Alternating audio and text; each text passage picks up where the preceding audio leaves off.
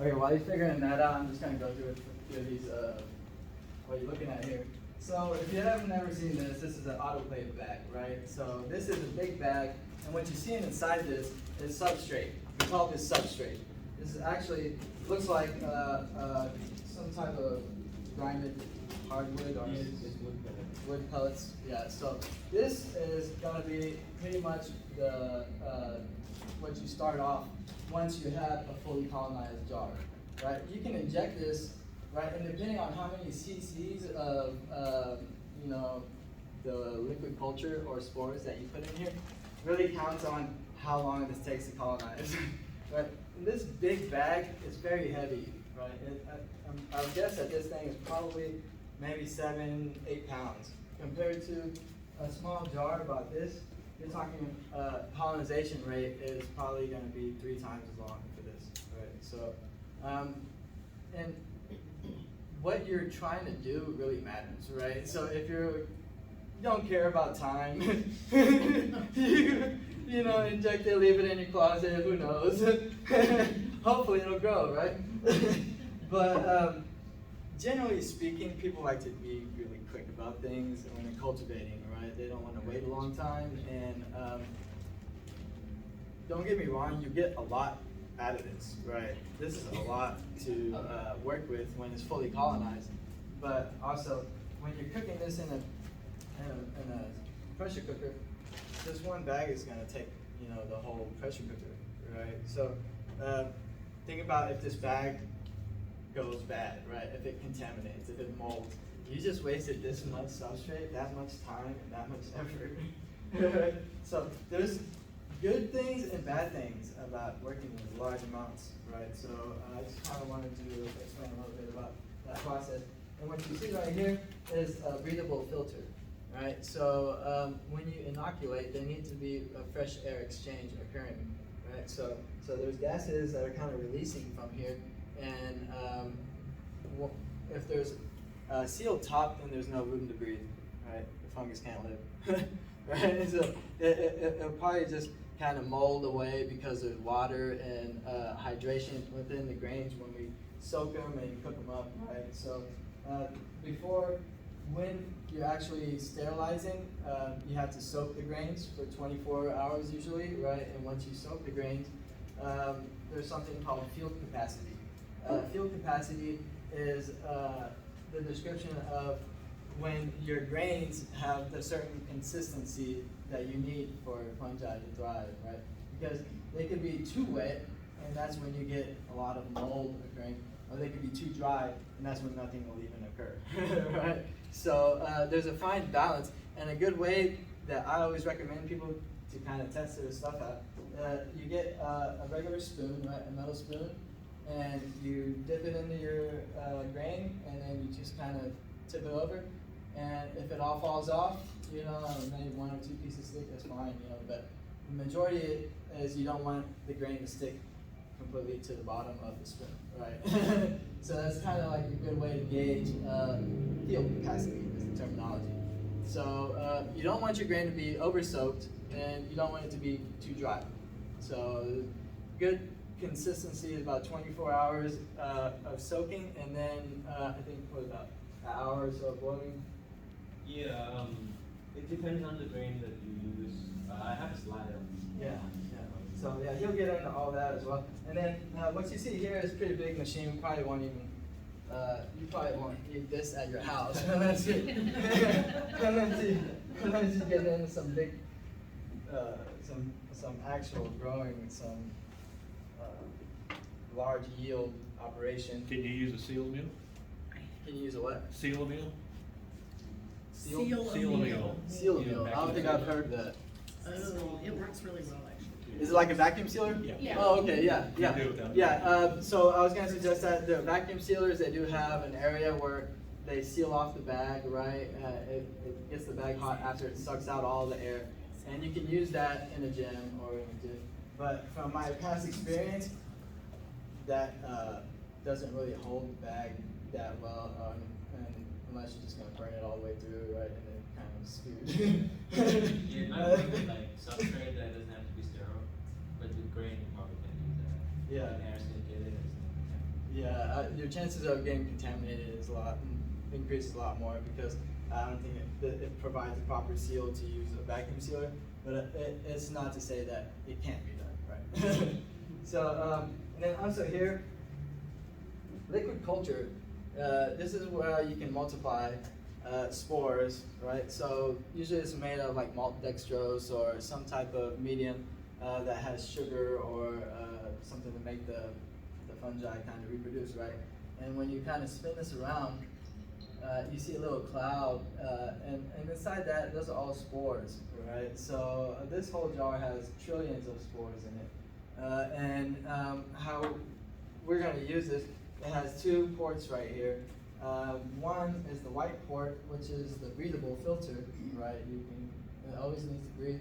And the red is the self-injection port, right? So you kind of just make an injection there, and when you pull the needle out, it kind of fills in the port, so you really don't have any contaminants coming through, right? So this is kind of easy access. You could reuse this multiple times, and I always recommend these kind of tops, even if you can buy them online. You know, if you don't, I think you can make these out of, I forgot what the silicone you put in there. But you can buy like actual injection parts. Yeah. Put it on there. Do you want to? Yeah. All right. So with that being said, this is Pran Kerdkrung. He's our mycoculture specialist for the North Texas Mycological Association. He's very well informed in cultivation. If you guys have any questions regarding cultivation, he's the man to go to.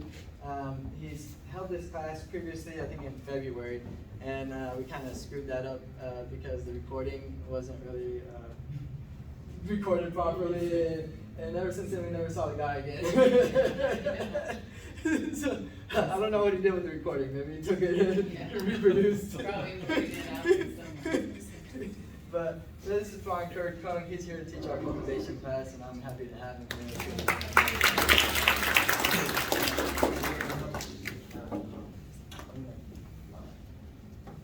Hey, so today we're just gonna go in pretty in depth on how mushroom cultivation works.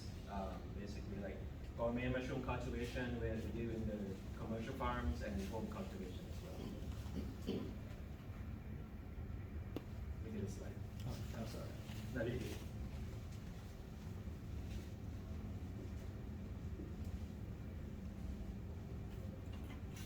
So before we get into it, we're gonna have to know some vocab words. So the basis of mushrooms is of course the spores. The mushroom fruit bodies produce these to propagate their genetics by the millions every day. When you pick up a mushroom, they're gonna be dropping spores even though you can't see it. Some people, like, you know, when they go pick mushrooms, they say to like flick the cap to help them disperse the spores. But personally, they don't need our help to really propagate anything. So it's just an ego thing. You know? So the hyphae is after the spores get into the right environment, the right moisture, the right nutrients, they're gonna form something called hyphae. That's the mycelium that you see is the hyphae combining together to form a mycelium network. And when the hyphae combine to form mycelium, they can become a mushroom fruiting body eventually, the ones that you see as a mushroom. And then grain spawn is usually sterilized grains. I have this jar of sterilized millet right here. So people use a bunch of stuff. They use oats, they use wheat, brown rice, and then the more popular ones that is pretty controversial are those Uncle Ben's brown rice bags that, you know, I'm not gonna say anything about that. So it's sterilized grain within we use a pressure cooker, and I'll get more in depth about that. I have a slide for that. Inoculated with mushroom mycelium, hopefully, and not some mold mycelium that eventually finds their way in there a lot of times. And then sterilization is the destruction of mostly all forms of life. So I'm saying mostly because it's like 99% sterilized. So there's always that 1% chance of mold or bacteria that's in here. So that's why we have to use the grain as soon as possible, so that our mycelium, mushroom mycelium, can have a foothold in the grain and not some other mold or bacteria.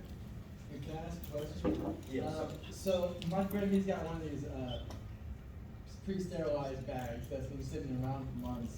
Yeah. So would it still be wise to count on it for success? For a month, it should still be good. I used grain that's a month old before, Oh, really? it's fine. But you know, if it's something really important to you, I would just start over. Yeah, right. With something like just throwing agar in there, that's fine. Yeah. Okay. Yeah, next slide. So here's the basic picture of the mushroom life cycle. So of course we start with the mushroom. The mushrooms have gills, and on the gills there's something that's called a basidia, and the basidia shoots out spores. So it's just not dropping it; it's actually there's like pressure pushing it out. So so let's say you see a mushroom in the woods. Sometimes there's like spores on the top of the mushroom. So it's both the wind and the basidia pushing the spores out, and it's floating back outwards. And that's why sometimes you see the spore print on the mushroom cap. So after the spores find the right environment, it's gonna germinate and form the hyphae. And the reason there's a plus and minus sign here, because the hyphae has to be compatible to form mycelium. So this is called a monokaryon. So that means like they have half of the DNA, and they combine to form a dikaryon, and it becomes the mycelium network. And then after it fully colonizes the substrate, either outside on a dead log or inside a tub of whatever, it forms a hypha knot, and then the hypha knot becomes primordia, which is basically a mini version of a full-grown mushroom, and then become a mushroom, and the cycle starts over again. All right, so this is the overview of mushroom cultivation. Added some cute pictures so you guys can visualize it. So start with the grain spawn. It's the fully colonized grain spawn with the mushroom mycelium, and afterwards you add that fully colonized grain spawn into the substrate. So this is wood pellets, and this is cocoa coir, which is pretty popular for home cultivation. And after that, it's gonna fully colonize the substrate, and then it form mushroom fruiting bodies. And from that, you can start the cycle over by getting mushroom mycelium from the mushroom fruit bodies, either from cloning or from spores. And then, yes. So that substrate, could that be like the pellets that I get from the barbecue?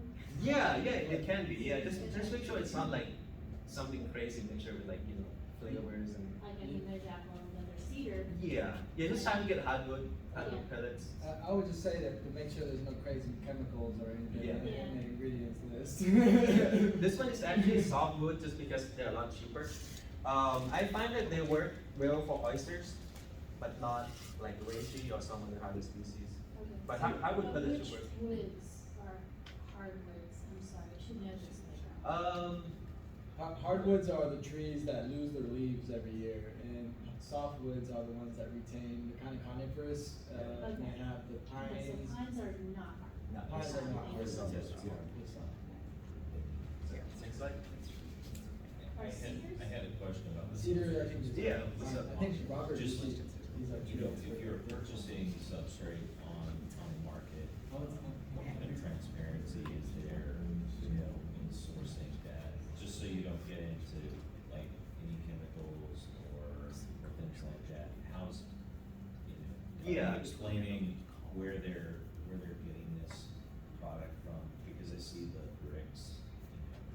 Yeah, the bricks, it depends. Like if you get like coconut coir bricks, just look at the ingredients, because usually there's some stuff that a lot of it comes from India, and it depends on which brand is. Some brand is like there's like pebbles and like dirty stuff in there, which is fine, but it's just not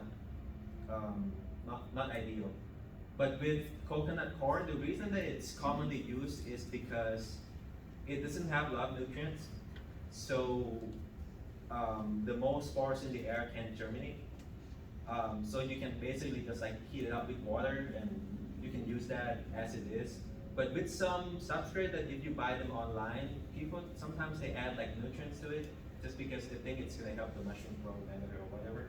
And that's pretty, had a high chance of failure. Just because if there's nutrients in the substrate, the mold spores in the air are gonna like that too. And your mushroom's gonna have to fight with that. So you would consider it undesirable to have something fortified with Yeah, yeah.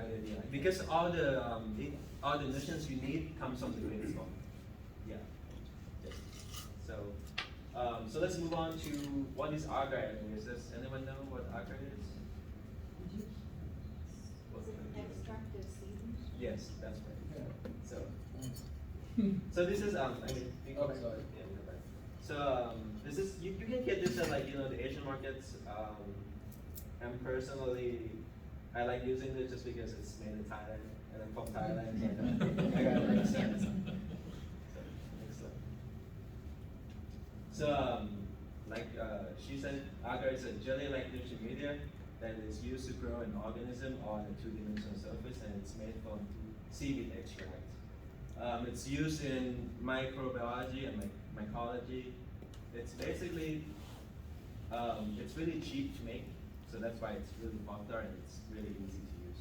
So this is a picture of mushroom mycelium growing on mold extract yeast agar, and you can see how like perfectly symmetrical it is. It's pretty cool. So why is agar used in mushroom cultivation? It's a cheap and effective way of expanding mushroom mycelium. Like a full stack of plates would cost like $10 to make, not even $10. And the ingredients are pretty cheap. You buy like a whole bag of agar powder, it's like $2, and you buy a whole bag of malt yeast extract, and that's really cheap too. You can make, if you learn the stir technique, you can keep making agar. Sometimes I do too much and make like, I sit there and just make agar all day. Because they last at room temp for a few months, for months actually. So I just make them in advance because it's just a lot of work to do. So it's a good way to ensure the cleanliness of mushroom mycelium because everything's gonna grow on a two-dimensional surface. But by the way, this is not what you want. So it's not gonna like grow under that you can't see it. Everything's gonna grow on top, so you can pretty much detect any contamination. But compared to a liquid culture, this is a 3D surface, so it's a lot tougher to examine and see if there's mold and anything down here because sometimes it's just cloudy and you can't really say. So that's why sometimes people buy liquid culture online and then when they use it they fail just because they don't know that it's clean. And when I buy liquid culture, I like to test them on the agar plates first, just so I can see. And then it's also used to preserve the exact genetics of a mushroom fruiting body by the process of cloning. So if you take a mushroom fruit and you just cut the tissue and put it on the agar plate, you're gonna have the same exact genetics of that mushroom fruiting body in the mycelium form, so you can just keep expanding that. So if you go to the grocery store, you can buy mushrooms, fresh mushrooms, and clone those too. And that's a good way to steal some people cultures. But because some of the local farms here, they buy like pretty expensive cultures. So if you know that they're selling their mushrooms, you can take the cultures for free. So just a thought. Next slide. Well, it's kind of like going through the garden and picking up like a stem that falls. Yeah. So let's move on to grain spawn. I'll get into how to prep grain. And so this is some common grains that use. This is rye berries, that's oats, and that's wheat berries. So how is grain spawn made? The grains are washed, hydrated, and dried.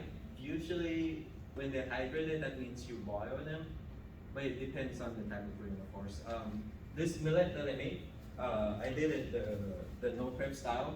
So basically, I just put the dry millet in the jar, add water to it, and then just pressure cook it. And the boiling action in the pressure cooker hydrates the grain, and it works that way too. There's really many different ways to prep grains. A question here. Yes, So you didn't put any water in there? I did. So how much water you put? It depends on the recipe, but this one I think I did 1 cup of millet and then half cup of water. Yeah. But, So do you put it in there with that top, or Do you have a cotton thing you for air put release? it in the pressure cooker with that plastic top on it, or? yeah, with the plastic cup. I have a whole tube here, and then there's like a filter patch so it can breathe. You know, So it it's doesn't not- hurt the filter pad? Yeah, so it's not gonna explode or anything. So yeah, just make sure that some people do it unprepped. They don't even make holes in it. They just like loosen the lid a little bit, and that works too. But I prefer to have like an actual filter patch on here. So after that, the grains are loaded into mason jars and with filter lids or into one of those filter patch bags. But this one is actually a substrate bag. So this filter patch, the holes are bigger. So it's more for like less sterile part of mushroom cultivation, because if you use a bag for grain spawn, the filter patch has to be a lot smaller, so the mold spores can get in. This is gonna allow some mold spores to get in, and that's a big no-no for making grain. It's left to cool overnight because you don't want to inoculate with mushroom mycelium and then just instantly die from the grain being too hot. So it's inoculated with mushroom mycelium, either agar culture, the agar plates, liquid culture, which is this. The grain spawn by using grain-to-grain transfer with a fully colonized jar of grain. Does it have to be room temperature or can it be like outside temperature? Which part? You said left to cool overnight. Does that mean that it has to be indoor, like Yeah, you room can temperature? leave it or does outside. have to be Yeah, you can leave outside too, or you can just leave it in the pressure cooker. That works too. Yeah. But overnight is pretty good. A long enough time to cool down. The idea is just to get the grain back to room temperature so you don't kill it when you inject it with the spores. Yeah. And then the other part is mushroom spores. It's really not recommended, just because you can imagine like mushrooms, they grow in open air, so it can't be sterile. So there's always going to be mold and bacteria amongst those spores. So those spore syringes you buy online, try not to use them on just grain by itself. Spores should be cleaned up on agar before inoculation. So that means that agar is used to detect any contamination. So you would put some spores onto the agar and then make sure it's clean first. Make a couple like agar transfers to get only the mushroom mycelium that you want, and then you would put that mycelium to grain instead of just putting the spores straight into grain. So substrate. So this is a picture of just wood pellets, which I have right here, and the reason it's all like powder now because I just added like hot water to it, and then pellets just like hydrates themselves and they just become powder like this. And it's a lot better if it's powderized like this, just because the mycelium has more surface area to colonize compared to if it's dry like that. How long would you say that it takes for that bag to grow compared to the other jars? Like jars like these? Yeah. I mean, this is a substrate bag, so it's not like green. But the time for it to grow in comparison to like a normal jar, you would think? Oh, like to fully colonize. Yeah. If you add love spawn, it tastes like. Right. Oh, Yeah. okay. Yeah, So so- you put that whole jar in there. Yeah, I'm gonna put this whole jar in here. Oh, okay. So What is the ratio that you use for the pellets? sorry. The pellets, what is the ratio of the water? Oh, that you it use? depends on, like every batch of wood pellets is gonna be different. This one I use 6 cups of wood pellets and then 6 cups of water. So same. Yes, but you know, this other last bag I was using, like, you know, sometimes takes 6 cups and 7 cups of water. Do you put any, brand there, like a big brand or something? No, this is for home cultivation. So the reason that they add like bran and, you know, those nutrients into here is because so that they can use less of the grain spawn.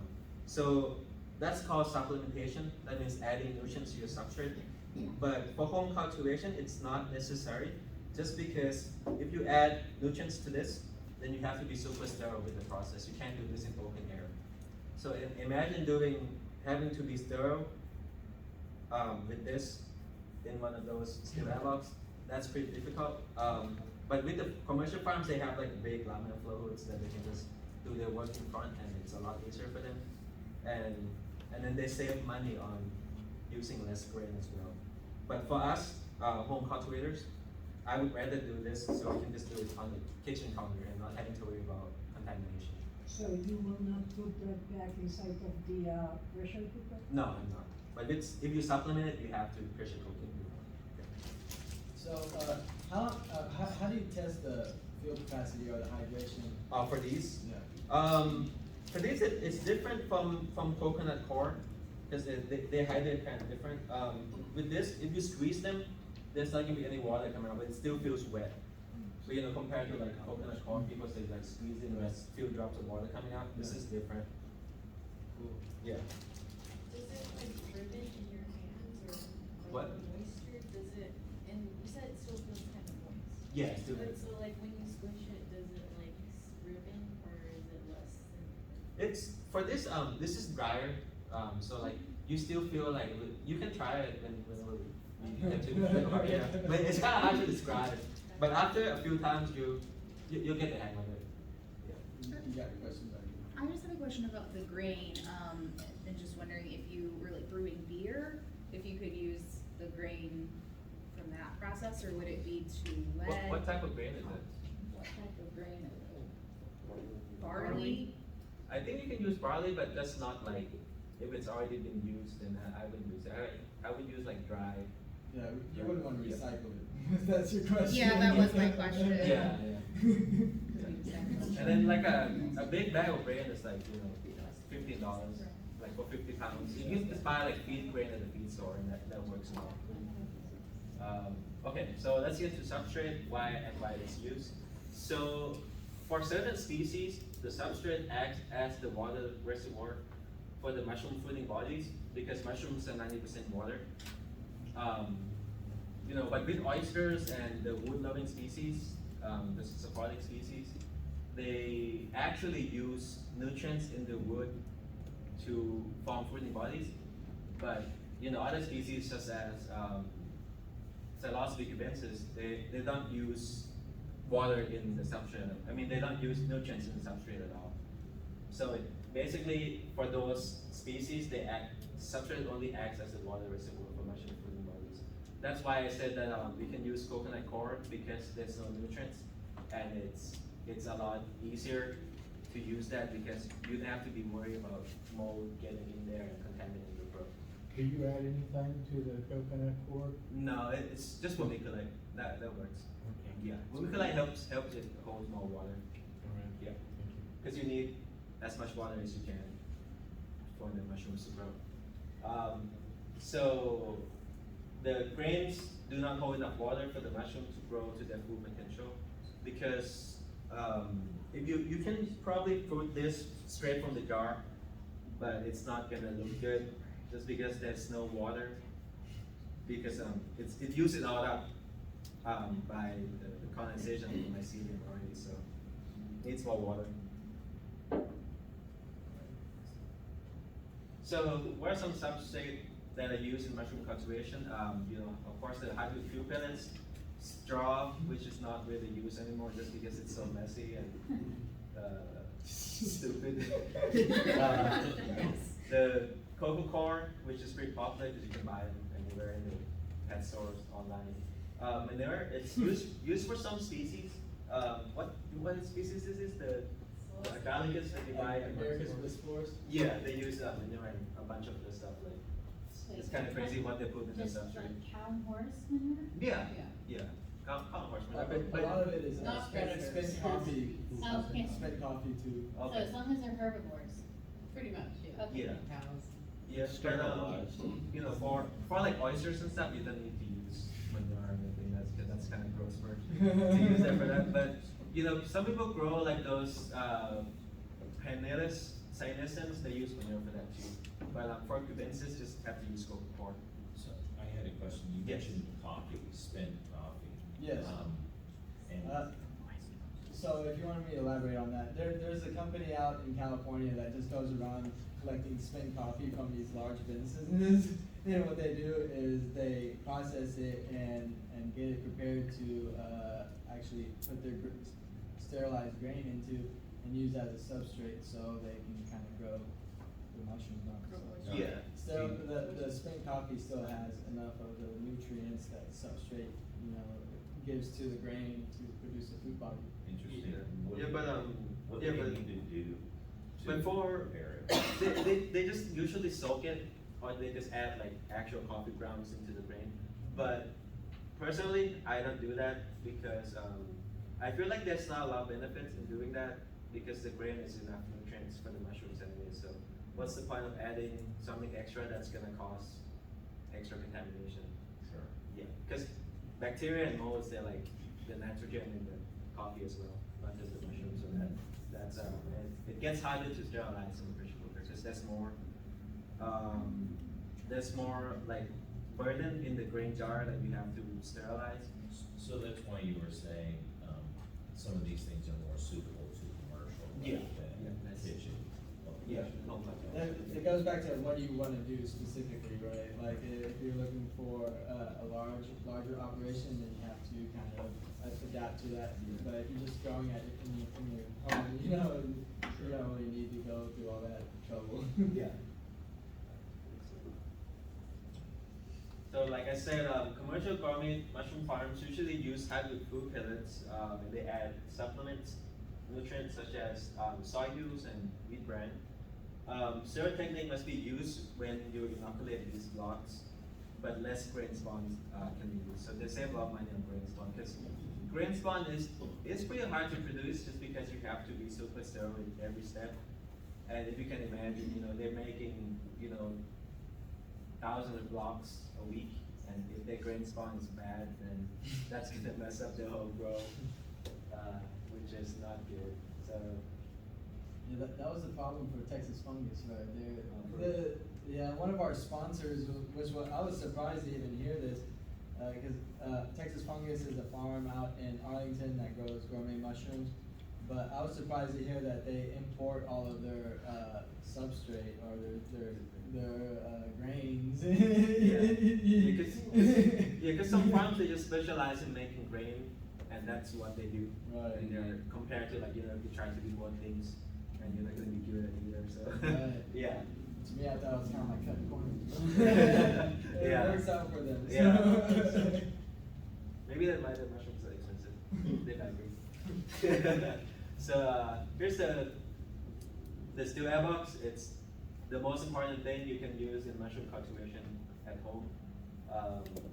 The background's kind of shady. I didn't really know it's kind of in a closet, but yeah, I have this tool right here. That's actually one right there. So, but it looks pretty ghetto in this picture, but I've improved since then. So it's basically the reason we use something like this is because, as you know, there's molds and bacteria floating in the air all around us, and we can't stop that unless you burn your house down and sterilize the air like that. So you can't sterilize the air because if you sterilize the air, there's gonna be millions coming back in. So it's not gonna work like that. So we use this. It keeps the air inside the box still. So that means that you do all your work, sterile work in there, like your agar work, your inoculations in the box. 99% of the time, you'll be fine doing your work in here. There's no need to have like fancy equipment you spend like hundreds of dollars on. You can just use this, and you can grow pounds and pounds of mushrooms just from using this box. What is the purpose of the grading bar? The grate, it's just to lift it up so you're not working like on the surface. Yeah, because inside the box, all the mold and bacteria will fall down to the bottom of the box because the air is still. So if you have the grate, you kind of lift up your work from the mold on the bottom right there. Yeah. So here's some basic pointers on aseptic and sterile techniques. So nothing dirty over anything sterile. So you don't want your arms or your fingers to float above an open agar plate or open jar, because there's a chance of you shedding your skin cells with mold in it into the jar, and that's most likely gonna contaminate your grain. Work slowly but steadily to prevent air current, so you don't be like moving all your hands around like that and making air currents inside the steel air box. You have to flame sterilize your blade between transfers. That's because after you transfer something, your blade could actually touch something that's dirty, so you have to like flame sterilize to make it sterile again. And then of course don't move the steel air box, because it's not going to be a steel air box anymore if you move it. So, excellent. So I'm going to show you guys how to do some agar to agar transfer, agar to grain transfer, spore swap to agar, which is getting more popular now compared to buying a spore grain, just because they're a lot easier to make compared to having to make a spore grain by cutting a mushroom cap in a foil for 24 hours. With a spore swap, you can just swap the mushroom gills and get the spores on the swab, and people sell a lot more of these now, so I just want to show you guys how that can be used. This is of course there's no spores on here. We're not going to be able to clone mushroom tissue to agar because I didn't get a chance to go buy any mushrooms at the store. But I'll show you guys how to inoculate a substrate bed with grain spawn. So I think that's the last slide. And here's some resources that I like to use to get educated on how to grow mushrooms.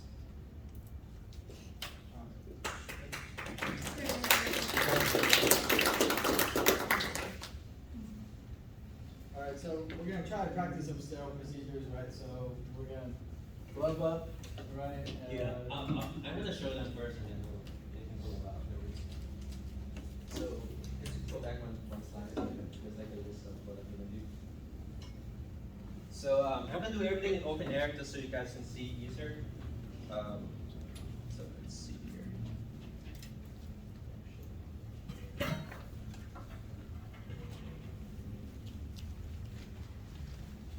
So Could you turn the lights on over here? Yeah. So we If can you could see do the front what's lights on and the back lights off. Yeah, we'll switch it.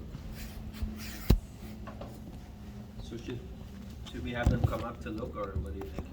So there's a lot of people. Yeah, we're gonna have to probably do it by rows or yeah, probably sections. Yeah. Yeah. Yeah. So let's go ahead and have you guys right here. I think two. We have two people, right? Two people. Let's get you and you, and then we'll just go this way. Yeah. Okay, It's just the agar to agar transfer that they're gonna do, and the rest I can just show the whole class.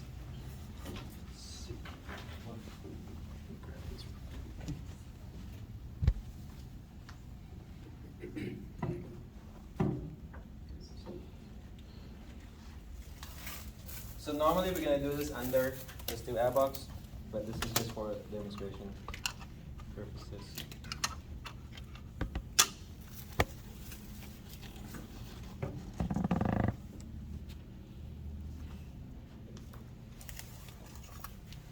So he was saying flame sterilization, right? And whenever you do a transfer, or every time you want to make, or you have contacted the agar on your petri dish, and you want to, make another cut, or you're going to use your scalpel again, or whatever you have to kind of transfer material, you want to either have a flame, usually denatured alcohol or something. You can take a little bit of a shot glass, pour some denatured alcohol in it, and just light it up, and it'll be a constant little flame. Or you can, maybe use a candle. I don't know. You can just buy one of these. It's a lot Or easier. you can buy one of those.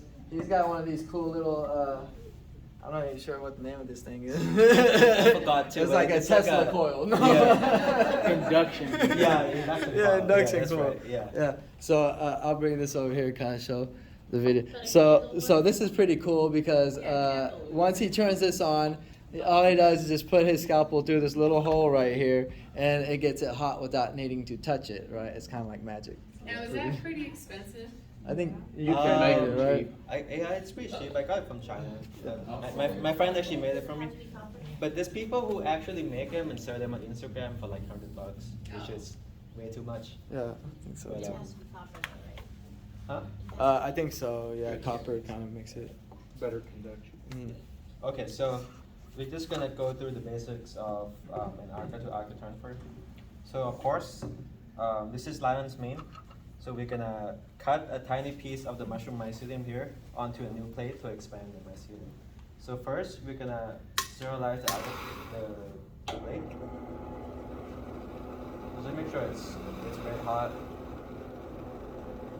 Is the soot that's gonna be on there after you do that? With this, no, but with like alcohol lamps and stuff, yeah, or like a Do you- candle. Do you have to wipe the soot off? No, if you wipe it, then it's not sterile anymore.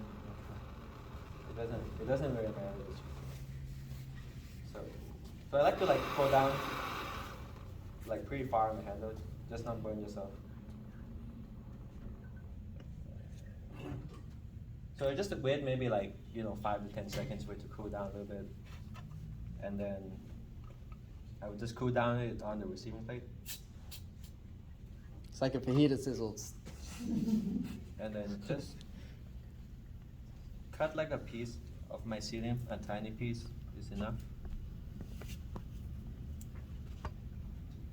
And you can notice you want your fingers or anything that's not sterile above your open agar plate. So just your sterilized tool that's gonna be above your plate. It's kind of tough because the table's not. Come on. Let me hold it. Good. I'll improvise. This is just demonstration, so it's not gonna be Right. clean.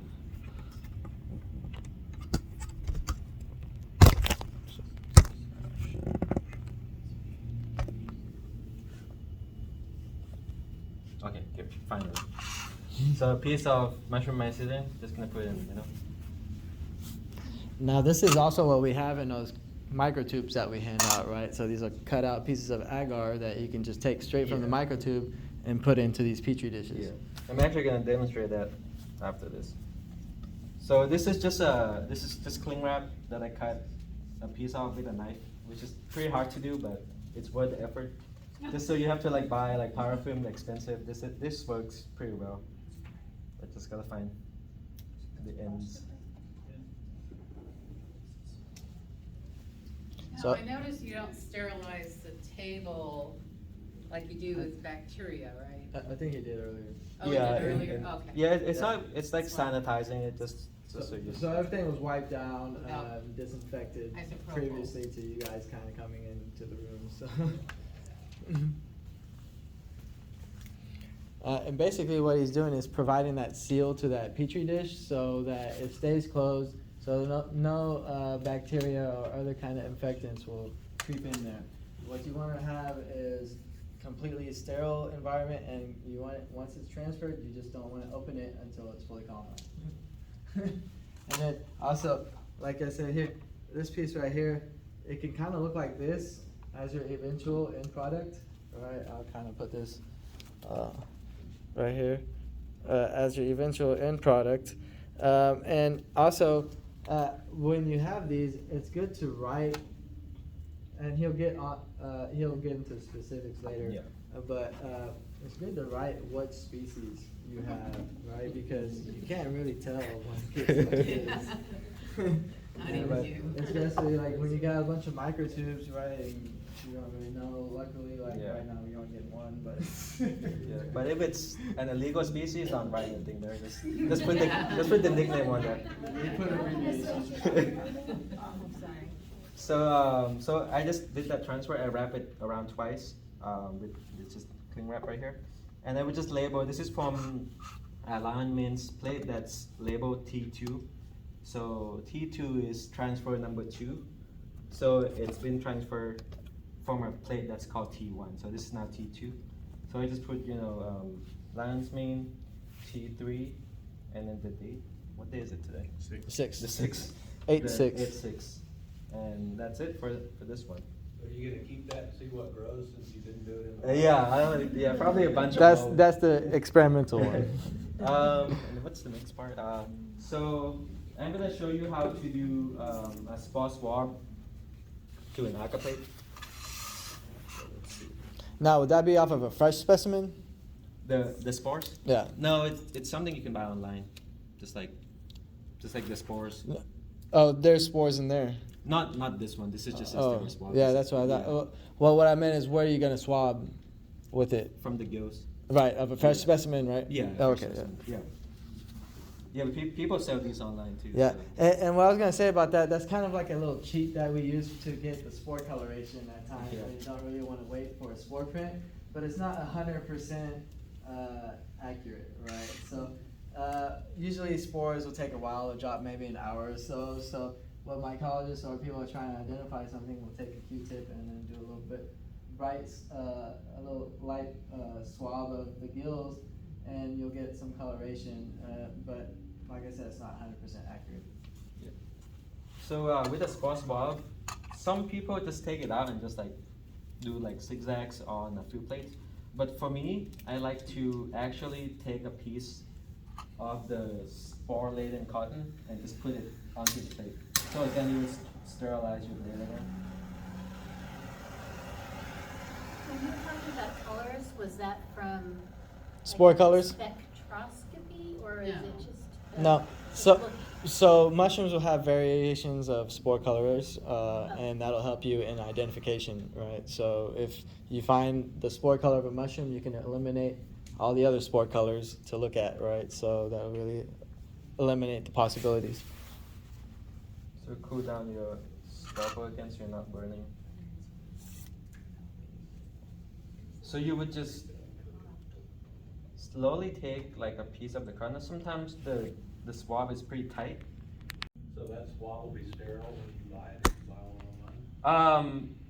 They're just gonna be spores on it, so it's not sterile anymore. But it's gonna be like black and full of mushroom spores.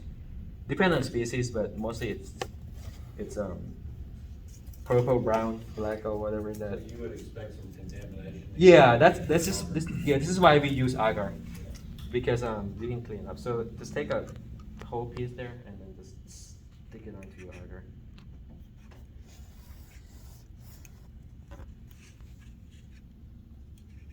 It's pretty hard sometimes because the swab gets stuck to your blade, but eventually you can get it off.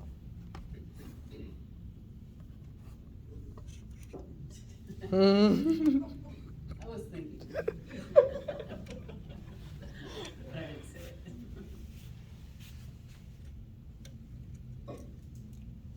Do you know why this one's different color than that one, the agar? Because I didn't add coloring to it.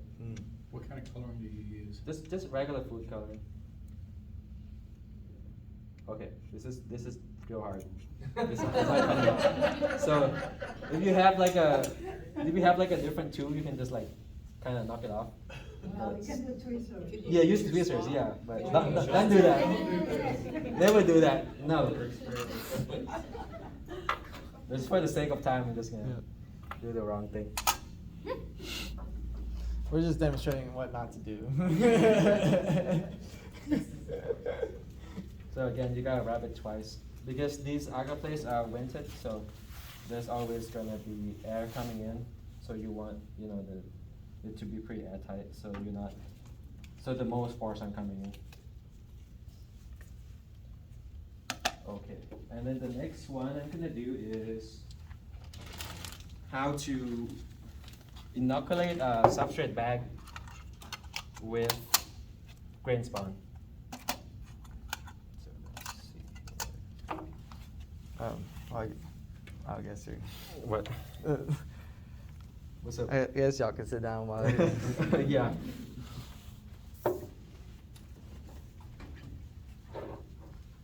So So, I would say one thing about these jars, you can get the small mouth lids, right, or the open mouth lids, right? So this one right here has a small mouth lid, and those can be a lot more difficult to get your colonized grain out of. It's like Well, what he wine. probably demonstrated right now. Yeah. So this is fully colonized grain spawn. You could either buy this or make them yourself. So if you just like break it apart. If you get a bunch of them, you can go out to your car and bang it on your tire. Yeah. And your neighbors think you're fine. Yeah. And another thing to look for is if it's really hard to break apart, and it's they say it's pretty new, then that could be a sign of bacterial contamination. But this one is pretty old, and you can see like the jar is pretty packed tight, so there's really no room to check it apart. Is that from millet? Yeah, this is millet. And depends on the grain too. Some grain like are pretty hard to shake apart. How do you keep the millet from sprouting? Because you sterilize it. Sterilize. Okay, Yeah. alright. You can use all sorts of grain. Sometimes I've used popcorn in the past, right? Not actual popcorn, but corn. Like you go to Sam's Club, you buy the big 50-pound bag of popcorn kernels. and usually the popcorn can be more suitable for some applications because of the large kernel size, right? It allows for mycelium to sleep, like just crawl through wherever cracks it finds and grow a lot faster, as compared to brown rice flour, which just creates like a cake. So after you break it apart, you're just gonna open it up. And then this is pretty packed full. So, oh shit.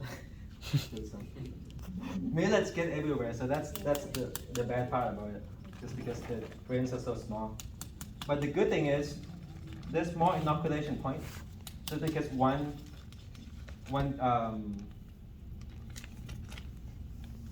grain of millet is one like full mycelium colonizing it. So you can spread out the mycelium a lot easier with millet because the grains are smaller. Yeah, there's some like, and you have to worry about sterility at this point because the grain is fully colonized, so you can just like mess with it. It's not gonna contaminate anymore. Because if it's fully colonized, it's gonna be pretty resistant to any contamination. So there's no point in trying to be sterile at this point. So I will just like break it apart a little bit.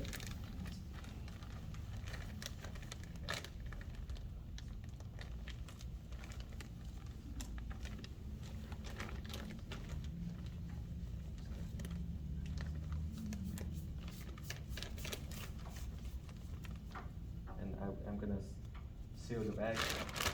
But if you at home you don't have this, you can just like rubber band it or just put like zip tie to shut it. But since I have this fancy bag sealer right here, I'm gonna use it. Now, a good rule about filling up these bags is you don't want to fill it up too much to where you see where the filter is at the front. You don't want to get really close to the filter. You kind of want to leave some space, usually about halfway, a little bit more from the filter to the bottom is a good point to kind of remain at. And this is pink oyster, so it's perfect for the summer because they really like the heat. Yeah, and that's a good point. I think someone asked about temperature earlier. Certain species are more suited for tropical environments, like the pink oyster, and they'll do a lot better in your garage during the summertime as compared to the winter, right? So understanding what you're growing also plays a big factor in your success, right? So if you're trying to grow something that prefers wood substrate on something that's not wood, then you're probably not going to have a lot of success, right? So growth habitats in nature is what we try to replicate in a controlled environment, right? So if you find something growing on wood outside, you're probably going to need to have a hardwood steel pellet mixture to replicate that.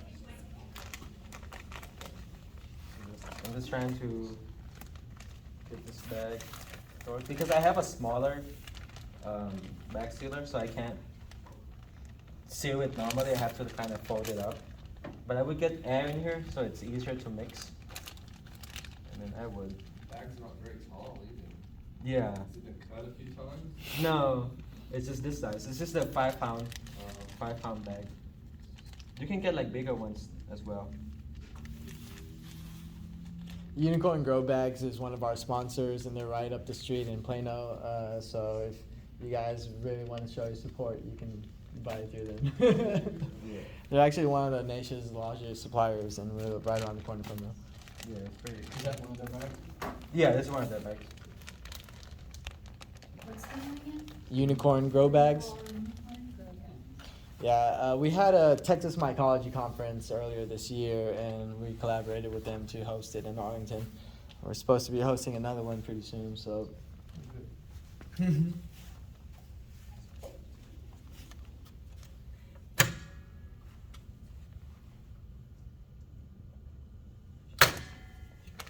So with sealing bags, I like to do them twice, just to make sure that I just move it down a little bit, just to make sure it's tight. Sometimes I've done it where it's not completely sealed, and I went to mix up the bag and like shit got everywhere. So.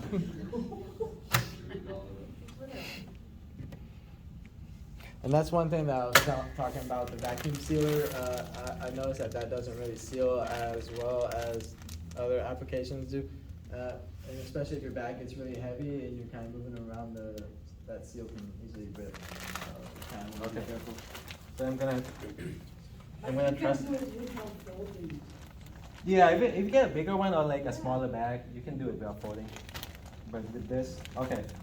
So here's the moment of truth. If I seal it right, watch it gets everywhere. It's like a DQ blizzard. And if it breaks, your money is money back. So we just mix up these bags. You know what? This is the reason that I like using unicorn bags. This is like a commercial. Hey guys, use this unicorn bag. But if you use those cheap Chinese bags from Amazon, you can't probably do stuff like this. Probably gonna break. But I'm pretty confident. They do make their materials out of the best. I think it's 100% recycled. There's a video on YouTube where they use some of those press on their bags and Oh, yeah. yes, Yeah. yeah. So do they sell filter patches and injection forms too? Yeah, they do. They have that too. So just make sure it's tight. Because with oysters, if there's any air pockets around here, they're gonna try to fruit there, and you don't want that. You want it to fruit where you want them to fruit.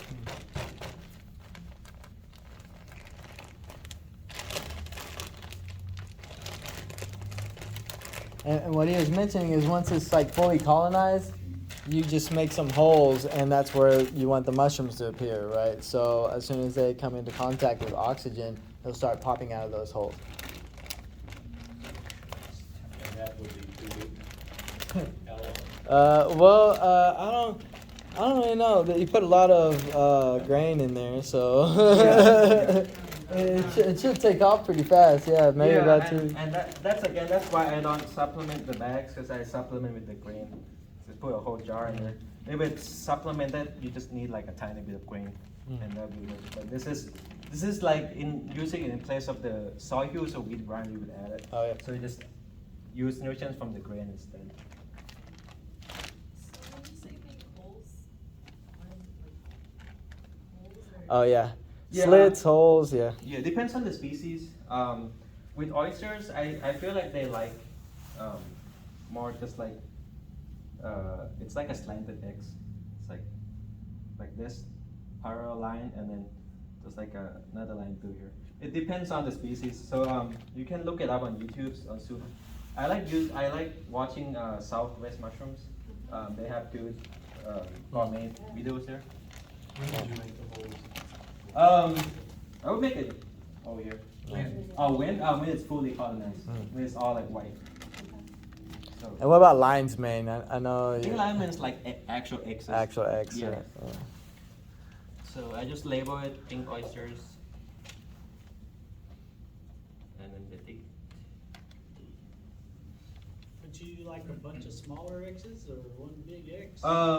Depends on what you want. If you want like one big cluster of mushrooms, just do one X. But if you want like smaller ones, just do multiple ones. Yeah, if they're small hosts, they're gonna grow all around and just then be smaller. So here's a completed bag, pretty tight. And then just wait for it to colonize. Oysters take to this pretty quick, maybe about a week and a half, and it should be good, ready for it. So I have this for anyone who wants it, because I'm not growing anything right now. Okay, so next up, I'll show you how to do agar to grain transfer. Sorry.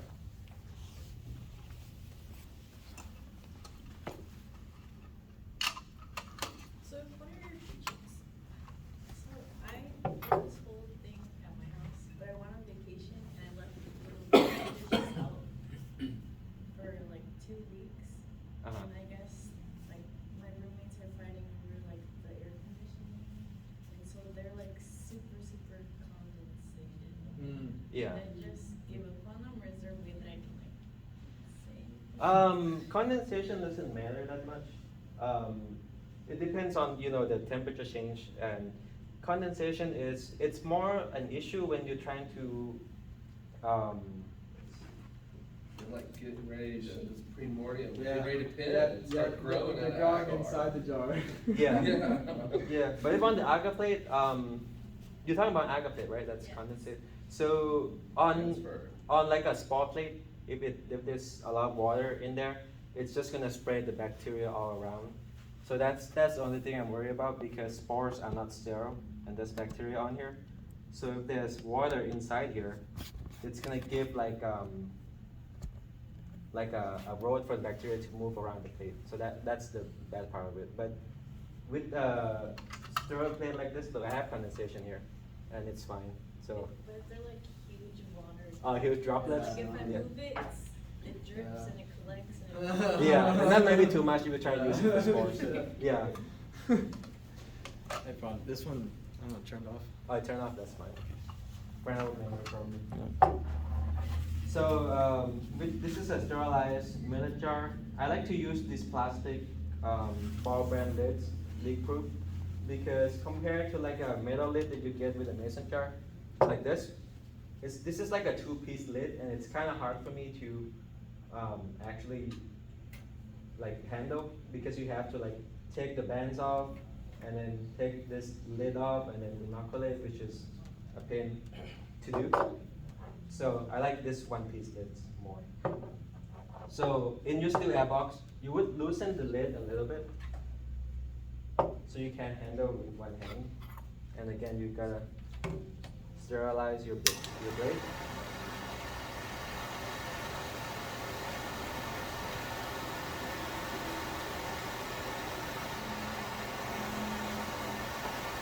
And also, if you have long hair, always, because I used to teach chemistry, put your hair in a ponytail. Yeah. Just to be on the safe side. And beard. And beard, yeah.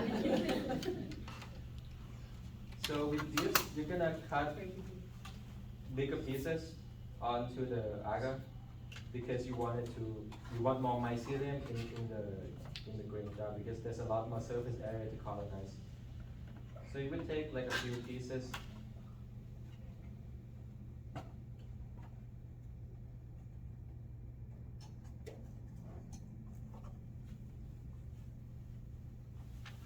So for me, I actually forgot. This is kind of risky, but I've been fine doing it.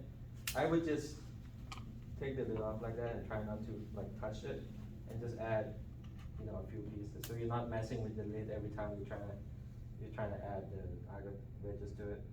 So again, I'm not putting my finger above the open jar. You can always Tap like, it on the side of the jar, does that hurt it? no, it's not gonna hurt it. Would you be doing that in your still air box? Yeah, yeah. Yeah, he's just demonstrating it because you guys can't really see. Yeah, this is probably gonna be a moldy mess in a week, so. But just add a few pieces, because there's a lot more surface area. Is there a reason not to just put the whole agar? You can do that too. will it make it, go any faster? Yeah, more mycelium, it's gonna be faster. But again, this jar's really full, so I can't like tap it again. So after that, just close it.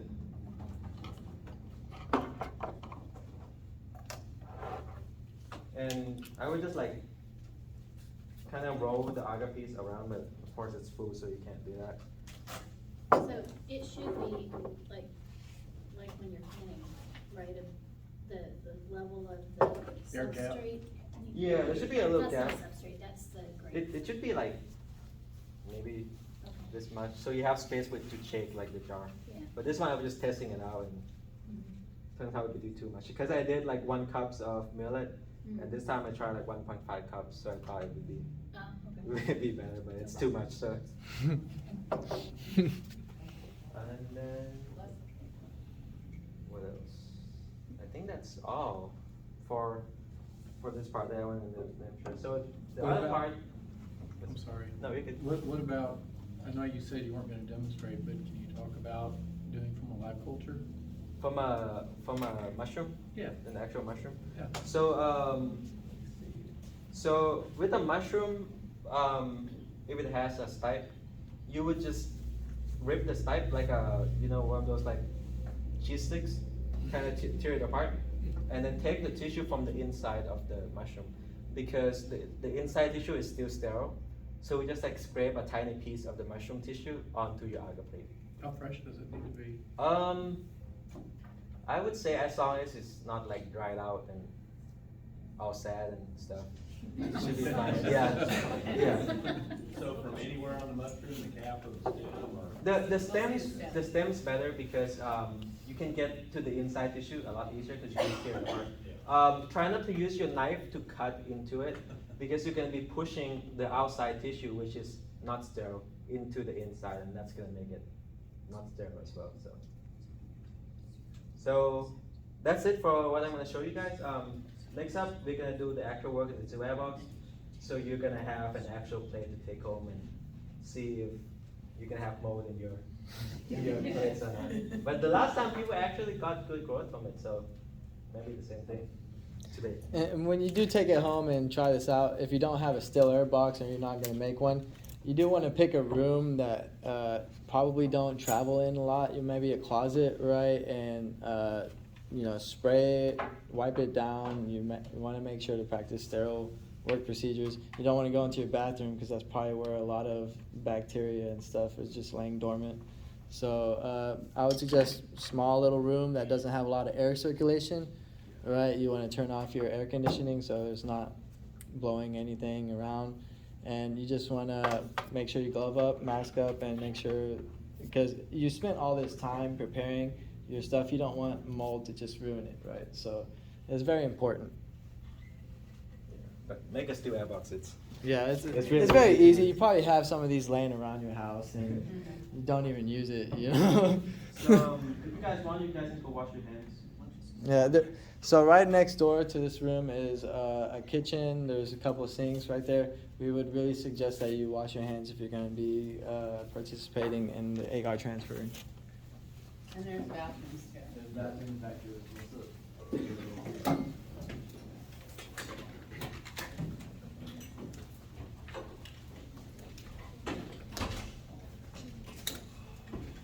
Is there an aide in here? I'm gonna do a little roll call because a lot of people are not here. Albert? Barbara didn't make it. Katie's here, I guess. Katie is here. Melissa? Melissa Harrington is here. Oh, okay, so, Checking out the ones that have it signed. yeah, they haven't signed. 'Cause we have to show all the people that showed it. Well, it's fascinating, because I signed something.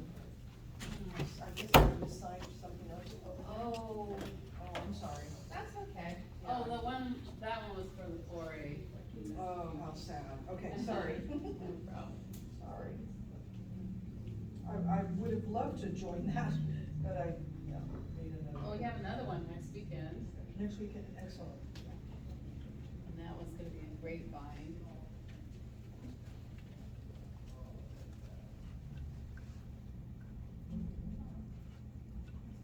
Sounds like fun.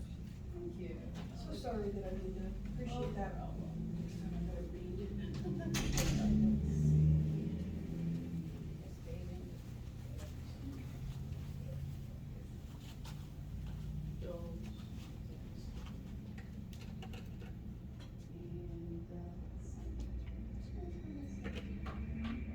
Nick couldn't make it.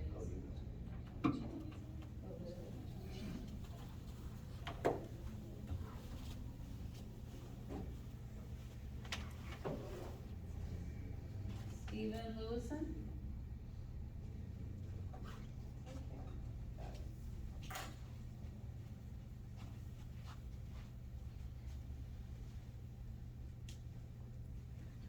And I'm sorry, Yeah. can you, tell me your name again? Pran, P-R-A-N. P-R-A-M. Yes. Pran, With an N.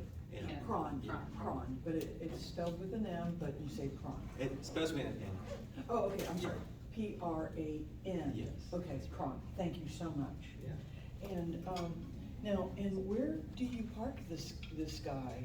Can he be parked in the garage or no? Put it room temperature would be better. Cause right Room now, temperature. yeah, because of like inside. Like a Right now it's walk-in right. closet, right? Oh, Yeah. walk-in closet, yeah, Yeah. because like, okay, Without AC okay, or? without the AC. With AC is fine too.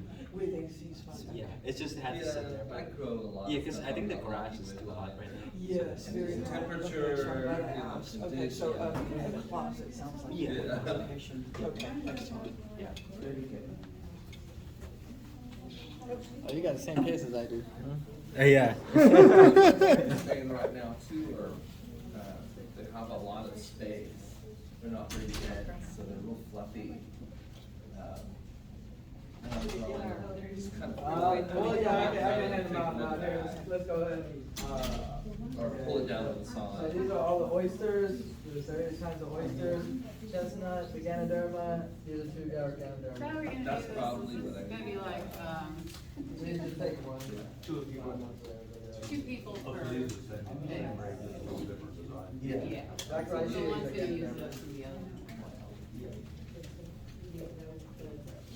Yeah, I would definitely, yeah, this is Italian oyster. Oh, I'm not big fan. Yeah, chestnut. So there's probably gonna be a lot of waiting, right? Yeah. Yeah. The oysters are the most easiest to grow. So I love still have boxes. Okay. If you're gonna charge 100, then they should get us still have Okay. boxes. Very Yeah. good. I I got a, an Italian. Yeah, that was black. Oh, I need to write down that. Now, while you're waiting, you can get snacks, in the other room, they have machines.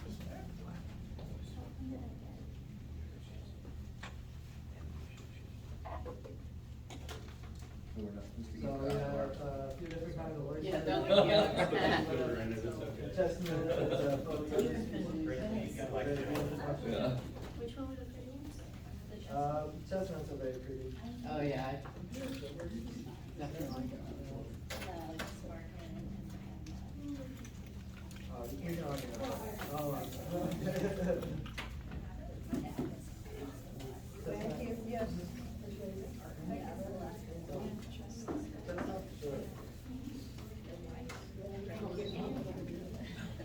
So, black rice seed? So, okay, and Ganoderma, rice seed and Ganoderma is the same family. Yeah, so these are medicinals, they kind of grow on, hardwood fuel pellets.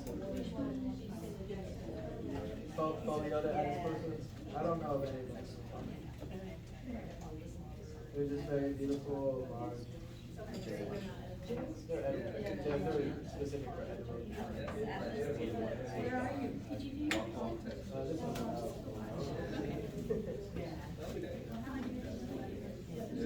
Chestnuts, Foliota aspersus. I trade with people all over. I know I've got scores recently, you know, chicken filters that were probably 130. Want some help? No, thank you. They're still, well, some of us. If you have not gotten a microtube and you would like one, please come and grab Yeah. one. So while you're waiting, you could ask us questions too. So I think we got two different kinds of oysters. These two are rice because it's a mushroom.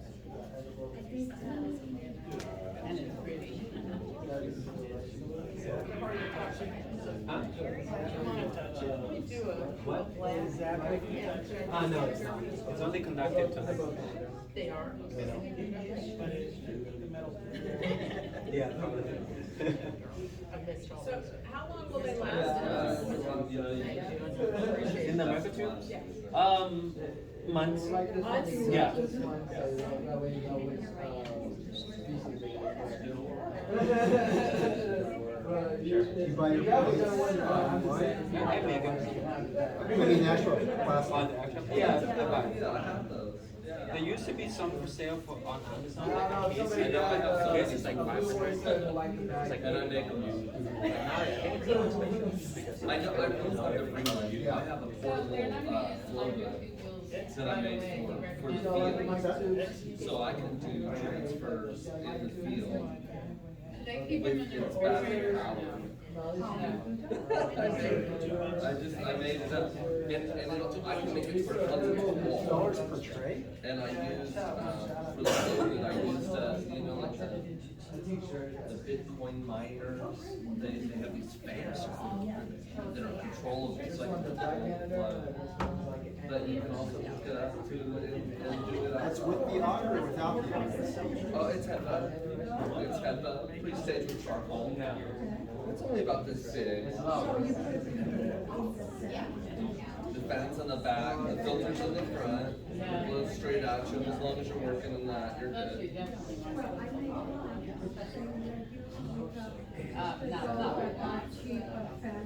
Oh, I've seen the, like, the box fan one, that's what you made? Yeah. Yeah, do you do that in one of yours?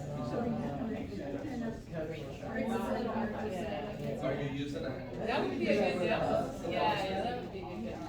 I'll reach out to you. Yeah. Originally, I couldn't get an air. Okay, so first two people, we're gonna start from this way. We're gonna go around. So I'm just gonna go down by rows.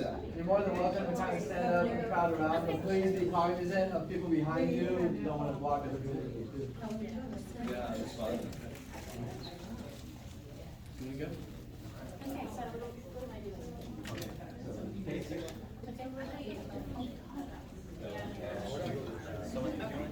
Yeah. So this is the scalpel and then. Just sit down first and then. So you can choose the species that you want. There's a lion's mane, pink oysters. Lion's mane, pink oyster. And that's the microspore, the plastic needle. So this one's a lion's mane. That one is lion? Oh, good. And so we got pink oyster and then a plastic eating mushroom. He has some on this side too. Oh, okay, cool.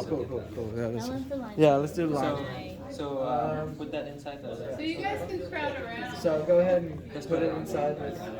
Actually put it on the right side. And then you'll have to start unraveling the plastic. Okay, so put the scalpel down first. It was more like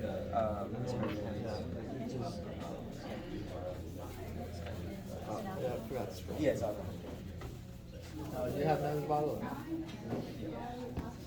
Nice and spray. Okay, so you're gonna No, unwrap don't the open it needle. yet. Just keep it right there. Put it on I don't the like that guy. rack there. Just kind of rub it down. So and then now what you want to do is you want to reach in and Grab one of these plates from the top and put it on your left side. And then kind of move them closer together. So grab it. Here's a scalpel. Okay. So move the And then- element to the right a little bit so it's not touching. You'll have to start unraveling. So now you're gonna. This is gonna be your do the dish that you're transfer. gonna transfer everything into. So should I take the lids off first or wait? wait, because you want it to be close until you actually just have it. But actually I like to do it this way. Because it's easier. So app, Yeah, you can just app put it right there on the over. the Alright, mother plate, wonderful. the one you're gonna So transfer now from what you wanna do upside is, down. Leave that one like that. you take your scalpel. So, yep, that's good. So you're gonna just put your blade through here. Now, what you wanna do is make sure that you kinda just hold it still and, yeah, it gets a little hot like that, yeah. Right there, you're good right there, that's good. And now, what you wanna do is open the top to that one that you're gonna put your stuff into. Give it Yep, 5 now, seconds. yep, you just And then- get to hear the sizzle, and that's when it kinda pulls down. Yep. Open that On lid both sides, of that and then you new close the plate, top. and then cool it down. And now you open And the now right close- side, That should be good. Close your plate. and put the top down, And then and use try your to grab left it with hand, your hand. pick up that plate. And now you just make a triangular Yes, cut, and then flip it or a over. little And then square. cut like a tiny Triangle's square or easier because triangle. it's only 3 sides, right? But if you have to do square, you know, whichever one's up to you. So yeah, you got a little triangle Yeah, cut out, and lift now it up with your blade. you want to get underneath with the scalpel It's and kinda try hard to to see, pop it up Good job. on each side. Yeah, There we go. And then put that plate down. Open the other plate and put it in the yeah, middle. there you go.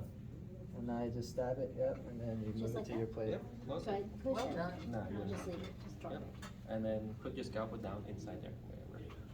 And then let me find, You can put the top of it down and grab Because we're gonna wrap this it with first. your other hand. Okay, There you go. So There you grab go. Now this. you can put the top down. Just grab the whole And you can put your And scalpel then down just to your wrap right. it around And that then, twice. where's the, you have the plastic? It's right on top of. Oh, okay, sorry. Oops, I shouldn't have grabbed I just use malt Go as ahead. strength. Okay. So agar, malt. So this is a little tricky Like part, you malt. know. you gotta What are the kinda rates? look for- Twice the rate. 9 grams. Alright, 6 grams. that should be done. And then, yeast, nutritional yeast. You did it.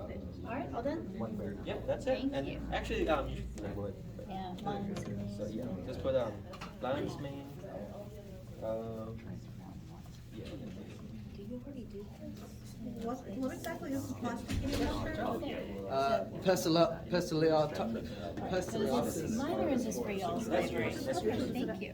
It was found in the Amazon, I think, maybe like 120 years ago, and then they just recently, within the past 10 years, found out that it's plastic. Somebody from over here. There's, I think, there's about 200 different kinds of mushrooms. I have it written I'll down. put eggs. Nobody has to do anything. Yeah, we have the same choice. Yeah, so now you're good to go, you're sealed. So now, substrate is Right, that's right. Just mix it all up. so the lion's mane, and then today's date. And you put it in the pressure cooker. And Yeah. then you can put T1, that's your first transfer, right? So, wonderful, good job. All right, next person. Put that tape to your left. To your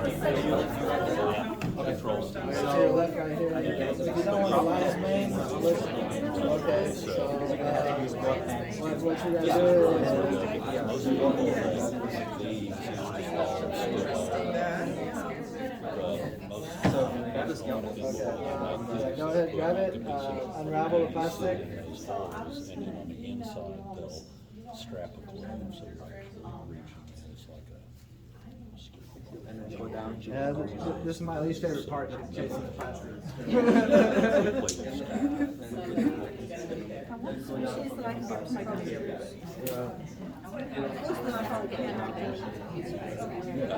So, yeah, you want to get it out of your way.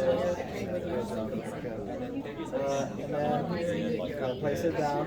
So grab your scalpel. It still has a little bit of. Just hold. Again, this is just, it's that fermenting anything. Like you were saying, you don't. So you want to make sure it's glowing red hot. That's when you kind of know that it's been sterilized pretty good. There you go. Now just take it back in your celery box. Take the left side of your petri dish and kind of get that sizzle. Make sure it cools down. Now that it's cool, you're going to take the top off of the right petri dish, put it down, yep, and then grab the petri dish in your hand. Now you can just kind of make a cut with a triangle. Well, I have a friend who cultivates.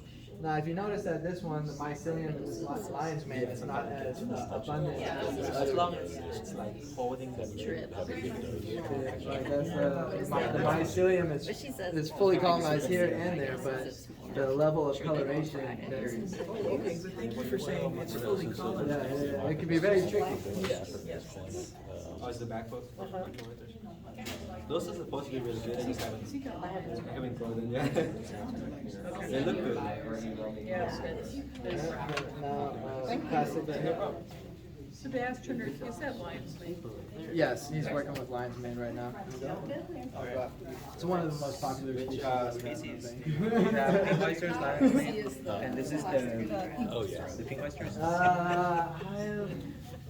You know, that's kind of, it really depends on how you use it. And the thing is, it's not your, well, do you when you're foreign? Plastic, it does consume plastic, but how you. We haven't found well now, I mean, we did some, gloves, yeah, but I mean, everything else.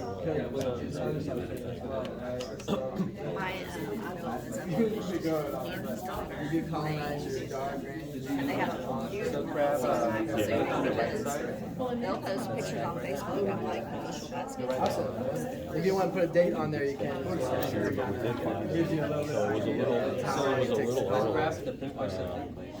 But the, no pressure, it was a little early. Can I see the So I've been a week after we were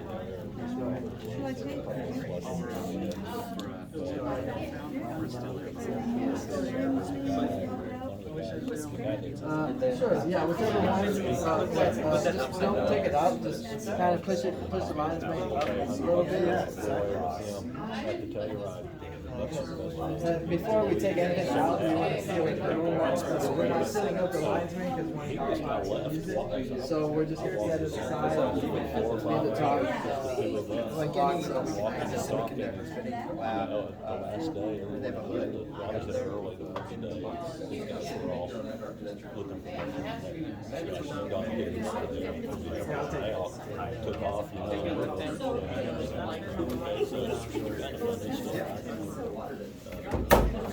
Yeah, I mean, I think it's just the proportion of the trees. I'll pass it off. Pick up that. I saw he was on some, I think he was on that Zoe ride. Instagram, posted videos. Alright, now, you wanna grab one of your sterilized dishes? Oh, really? So, I guess it was like, maybe there's a video. Yeah, let's put that one aside.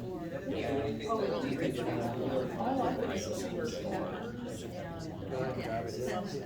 The top shouldn't come off. That one was compromised, It'd be fun to go, but I just don't know if there's this. But for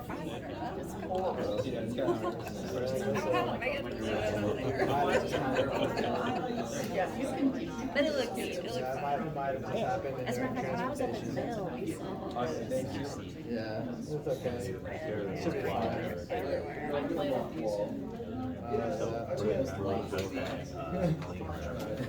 It should be okay. As long as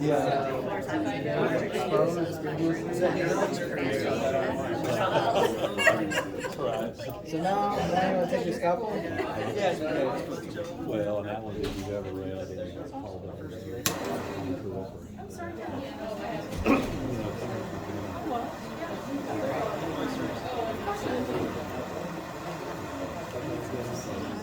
Yes. Now, you want to put it into the one that you're about to transfer into. Here, the scissors.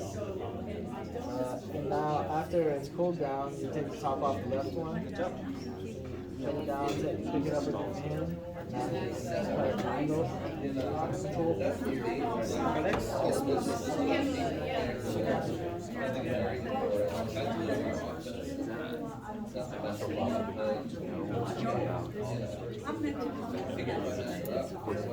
Proper pronunciation, but, They may grow out there. Alright, so which species? So you can get one side of your plate. Close the top of the well, it's just, I mean, when you start getting to you can hit your scalpel. So grab that knife. I don't want to touch too much. And just put the top back on. So move that to the right. and actually, And then grab one of those. And then get your plastic and wrap it around. Make sure that you get it pretty tight, because now it's like it's time you don't really want to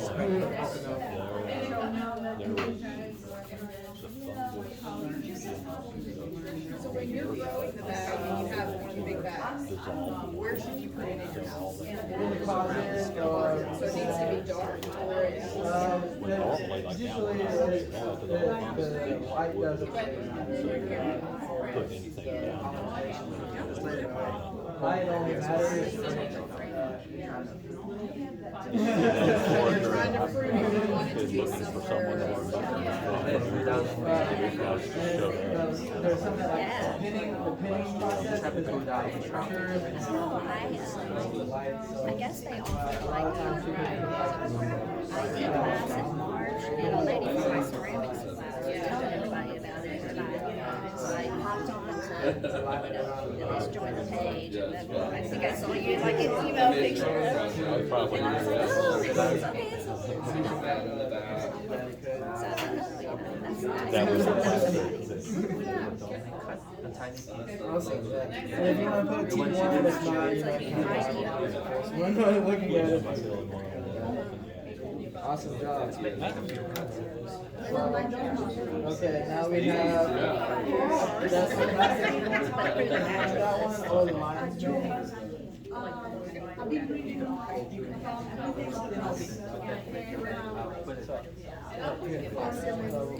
Just make sure next time just put just have the lid on there. yeah, I mean, it's another, Messing people are. open it.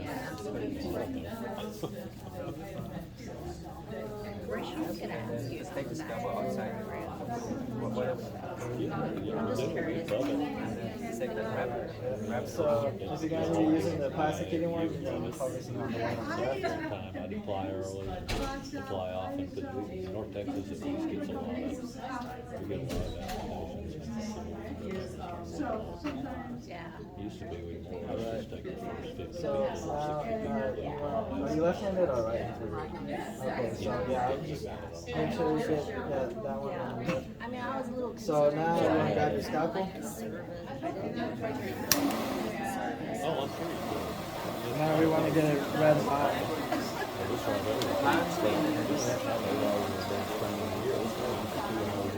And then you take the one off the blue and put it in there and get the scissors. I forgot to. And then you want to take the top off the plastic one. Good job. Grab it in your hand It was, and then cut a triangle out of it. Oh, that's cool. yeah, because it has that You wanna go art next? aspect of, Yeah. doing, So film. which species? Really good, it was at California, something science. So just flip that line, yeah, flip the lid over, flip the whole thing over. Yeah, flip the lid on, flip the whole plate over. Grab one of those, your right hand. Left-handed. Yeah, you can swipe on this before. Put the line plate on the It's been a while. Now you always want to get your plastic. Make sure you want to keep it in there. Grab the scalpel. You can use your hands. Right. It's my least favorite part is just messing with plastic. Might be a barn. Does he do that? I love it.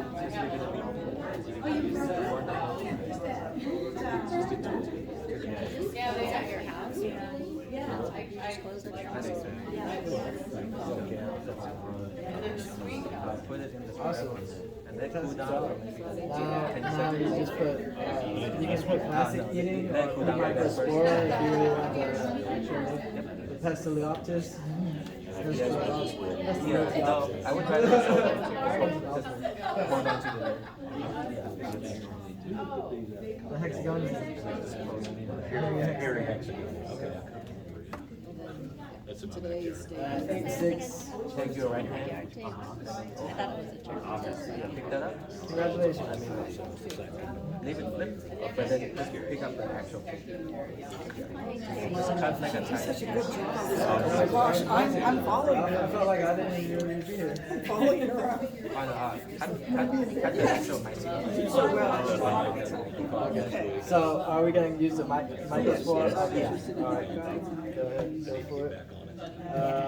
Take the plastic off. Okay. Is the top coming off?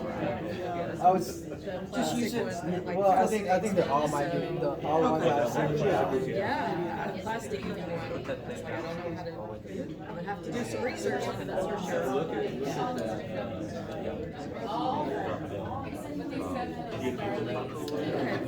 Grab your stocking.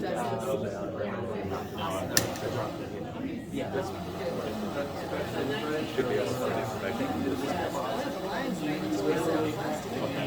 And then take it off your loop.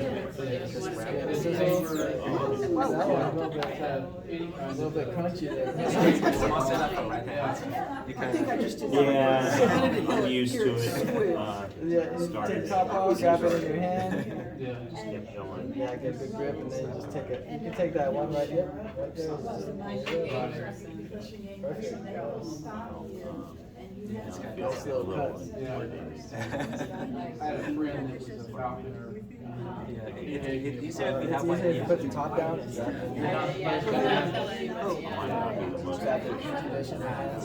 your first time. Oh, yeah, put the top down. Yeah, it used to Should be have seen that it the first time. people were killing all these birds to death. That one doesn't work. Clean But work. also it's good for recycling. Okay, and it's okay to get sit down? Yeah, that's fine. And then put the top back on. So what do you get the holes with? I use the coffee tin, like one of those big ones. Just heat it up on the stove. Just slowly push it. Push it in there? Yeah. You gotta be smelling burning plastic, but just do it outside. Yeah, like someone on Yeah. previous foray, Thank you. No problem. Good job. Awesome. I didn't wanna say anything. Which one did you get? Lines. Linesman? Yeah. It's okay. Okay. Whoever's next can go over on this. Awesome job. So what's missing? So you can put P microspore or Pestiliopsis. Just put plastic eating.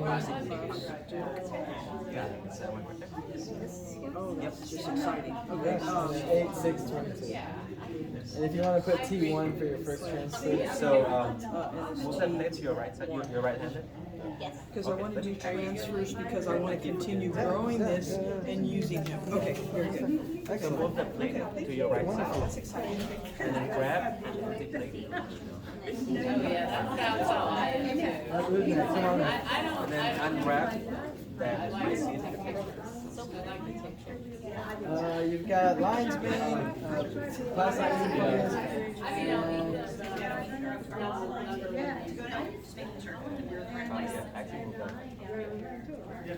Oh, it's an oyster.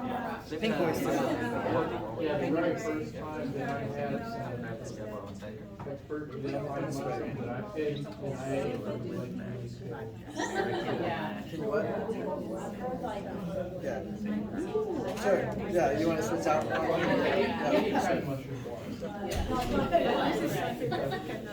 So why does Pran turn his upside down and you don't follow that Hold procedure? on to it for like What's the difference? I don't know. I didn't know you did that. How do I tell everybody, turn it upside down? Maybe there's something to that. I don't know. Oh, hold on to it. use the scalpel to Okay, so cool down the pink oyster is the one we're gonna be working with, right? Okay, so make sure it's unravel, and then unravel your one on the left too. I'm not sure if the top might come off or Use your not. left hand to pick up that. Seems like they kind of got jumbled Oh. along. I see why, because then you, like you told her, put the top down and pick up the bottom. yeah. So you just pick up the bottom without ever touching it. Yeah, there you go. That's it, yeah. Yeah, but charge me for a second, I just want to put a. Of course, yeah. Of course. Interfere with the work. Okay, got your scalpel? Kind of stab it too.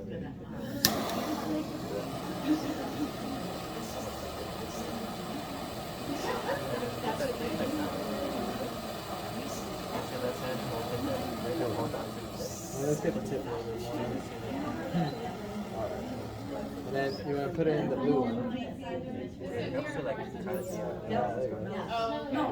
That's perfect. That's very And simple. then to top off the blue one. And just put the scalpel down and pick up that flap on the right side. Keep the petri dish in And there. wrap your plate twice. Grab it in my hand, and now you just make a triangle cut. Yeah, you can make it a little bigger. So now you got it.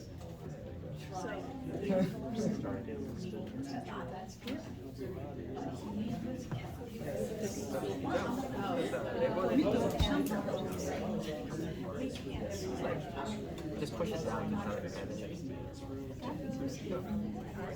Just label it with the species.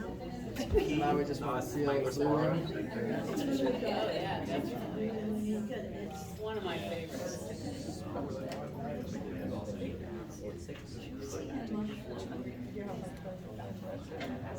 Good to go. Good job. All right, made it. Plastic eater. All right. Plastic eater. That's what What do you feed it? A milk jug? Me and Shane's friends, like, I mean, culinary is a touch lost on me if I haven't made that clear in the past. Fantastic job. Unless you like semi-burnt food. Go ahead. No, I'm. Would you ever take an inoculum? You guys? Yeah, that's what you do. Like for, so our purpose of taking, putting it from one tray to the other, what's the application for that? Just to expand the So if you want to So let's say you go the one that you took, you take it with me after. Thank you. Or we could take a loop and dip it in there and then run it. With a loop, it works more with spores because the loop, I mean, it could work, but it's just you want like a whole piece of mycelium. But people do use loops without spore to get pick up some spores. Do you spray your hands?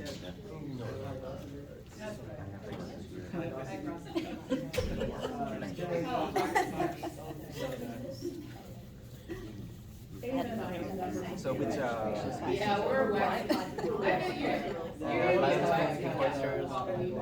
Oh, wait, you want to do the, you don't want that, you want to do the alcohol. Oh, yes. Don't worry, Sorry. yeah, Sorry she- about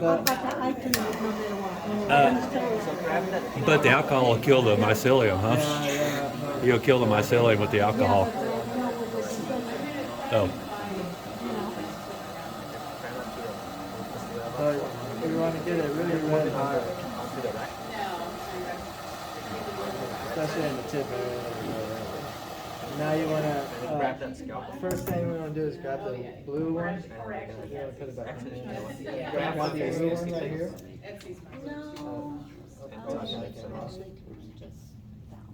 And then grab the scalpel. Sterilize it. Everyone's shaking. You can flip it upside down. That's what it is. It's being, having an audience. Because you just don't want to mess it up. And they'll all be fabulous, really. I mean, there was one that made a dinky cap. Careful, if you touch the side, it'll shock you. It was so good. It's on YouTube, it makes a dinky cap. Put it back in there. Let it cool down a little bit. Don't Top touch off of it? Yeah, we gotta sterilize it again. Yeah, because after you sterilize it, you don't want to touch. So now, what we have to do, we're probably gonna have to sterilize this needle or the scalpel here.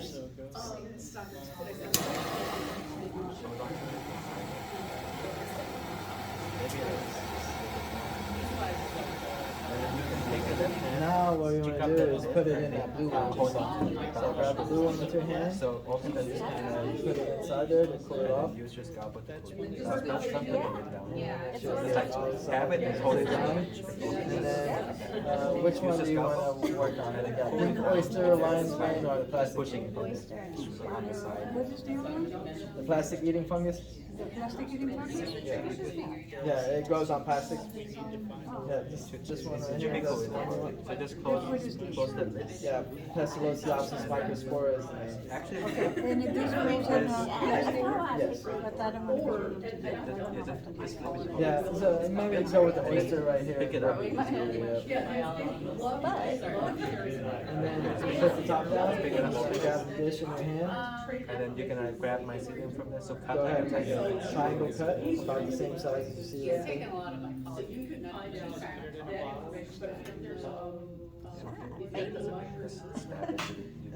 I got Transfer it. it to your dish. A lot of us are Perfect. Now, I just want to put the top back on both of them. open the lid. Put the mycelium there. Perfect. Now you want to grab this plastic right here. Sometimes Make sure it's you can just like cut into it, like stab it in there. That should work. Just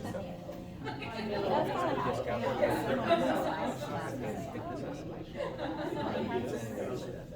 Sorry about the Wrap that. You see that fantastic flame? Or it's like all the time. Awesome. Now you want to go ahead and label it. We're going to put pink oyster. This is pink oyster? Yep, pink oyster. And then today's date is 8/6/22. Yeah, you keep And then you can put T1 for your first transfer. Awesome job. Okay, who's next? But they really have to. Gonna go? Who's next? No? Oh, Cam, the left came over. That's good. Good job. Oh, he yelled for No problem. Okay, so what you want to do is grab one of your empty dishes. Yeah. It looks like the tops are coming off. Okay, now which one do you want to work with? The plastic eating, the pink oyster, or lime? Okay, so this blue one right here on the right is the one that you're going to be working with. What you want to do is grab your scalpel, and then with your left hand take the top off of that one. And then we're going to put the scalpel in here.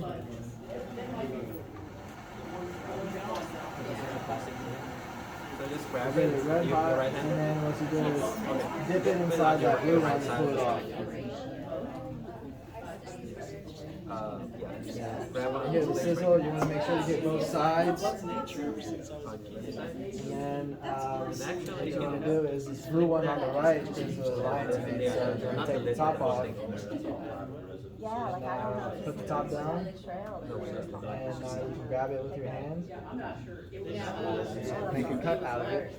A small triangular cut, about the same size as the Okay, so grab your scalpel. Sterilize it. And you get underneath and kind of pop it up. Yep, there you go. Just let it kind of just stay there. Yeah. So, they had like a project on Fraser Dam. Punch anything with it? No, you can. So look at all those churches, like. Yeah, my background, my research. It's like circulation. Never studied Tomorrow I'll have a conversation with somebody. Yeah, well, actually, oysters are some of the more easier ones to cultivate. Put your left hand in. Grab that lid and lift it up. You want guys to give you one? So, no, I don't have that, I just. Just cool down. Oh, okay. Well, it doesn't necessarily need plastic. Straight up on the Straight. Yeah. Are you More closely related to that. kind of like a tiny Plastic piece of my is kind of over the last 10 years. Doesn't have to be as big as the one. That's why they've been using it. They don't need But it. you don't necessarily. You don't need those, right? I'm sorry. So I just put lion's mane, 8622, and T1. You don't need it. It's butterflies and You can. I got But I don't really care about no water.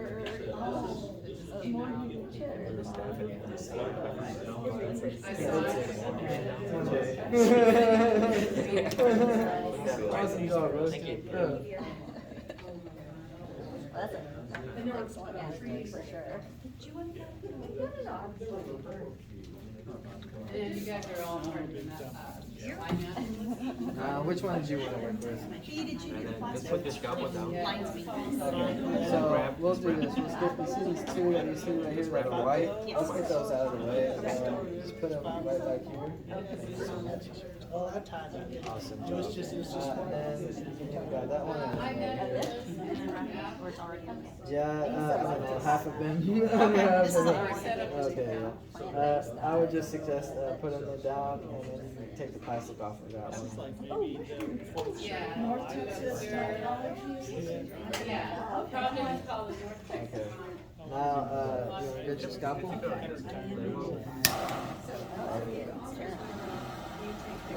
Yeah, I like I want to make sure it gets ripped. Yep, fine agar. Yeah, well, that's me. Now, pull it off if you want to put it in the blue on the left. Yep. Make sure to get both sides. Awesome. And now, what we want to do is take the top off the right one. Yep. And you want to grab it with your hand. The petri dish in your hand. And then you kind of carve out a triangle about the same size as you Get the alcohol. I'm sorry. Yeah, you can. Which species? Okay, so put it on. Mine is a little smaller, is that okay? Yeah, I would have cut it a little bit bigger, but that's fine. sorry. It would just take a little bit longer to colonize. Okay. I'm thinking about it. I want to go. I should have put my glasses on. Yeah, it's 70%. It's easier if you grab the dish in your Yeah, hand. it's better than using 90 Somebody telling you. with 70% there's more water in the alcohol, so it penetrates the bacteria cells easier. But I don't know why. I didn't say don't get it. Grab No, this plate. there's different kinds of Your reputable left hand, so just put it on you the know, right side. so Yeah. I would definitely look into who's supplying them. Stick it in Some one of those companies, they try to get away by selling liquid culture instead of the spores. So they would basically take the spores and then multiply them, and then they would just take it here and then try to sell it to you. So you really want to get the spores itself, but this is still works, but it's not the same. Yeah. Telltale thing, yeah. Yeah, We're good. Okay, so now we want to write, which one did you choose? Lion's mane. You can put LM or lion's mane. 8622. And then today, T1 is for your first transfer. Sitting there, I just kind of look at it and have like. Thank you. Yes, from a five. And then. Come on, Jane. Yeah, come on. They're That's all. I like to. Yeah, I don't use this app. So you're not gonna use it, because you're gonna put your thing in the middle. Okay, so go ahead. Okay. You see the bag right here? So just grab your right hand. Okay, thank you. Okay, so you got your dish. Which one do you want to work with? I'm gonna work with lions. Okay, so that's lion's mane. Awesome. Okay, so now let's go ahead and light this thing up. We've got a little orange one that's just a little push button thing, and it's only like this. How long do you give it to You cool? want to put it? You want to kind of keep it in the still air box, and then you open the top of this one. Okay. Go ahead and dip it in there. How long do you let it cool? You want to put it inside there and cool it down. So you can take your scalpel and then put it inside your petri You dish. say we cool off the scalpel, put it in this dish on the left. Oh, really? Yeah. Okay, got it, thank you, I'm sorry. You want to hear the sizzle when you put it in there.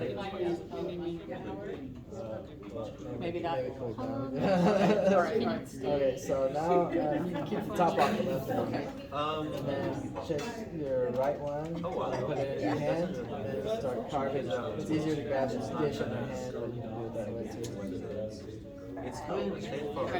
Yeah, put the top down and grab the dish. I made the burger pretty big. So the only worry about this is the plate drying. Yeah, so if it's not dry, it's fine. You can stew it. Yeah, I know. It's easier if you just grab it. How many teams do you recommend? If it's clean your first time, then Set the top back if on. it's not, then just keep doing it. And then you want to grab the plastic. What is an indicator? No bacteria, no other.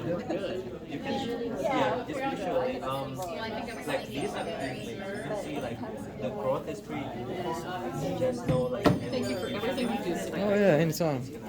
My friend has something that's gonna grow around. But it's not gonna it's perfect. Gotcha, so I'm looking for something. Yeah, uniform growth. No weird. Awesome job. You got Sweetie. Okay, this is a T3. Yeah, green, It's a yeah. T1, this is a T2. Um, That's a T1. Okay, who's next? I'm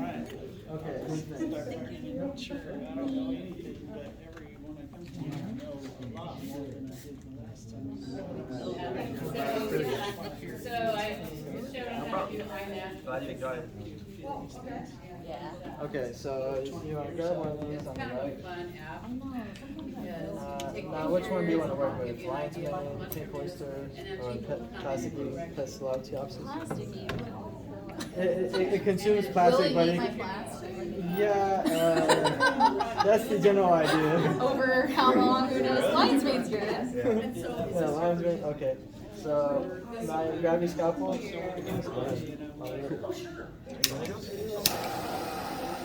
That's always so scary.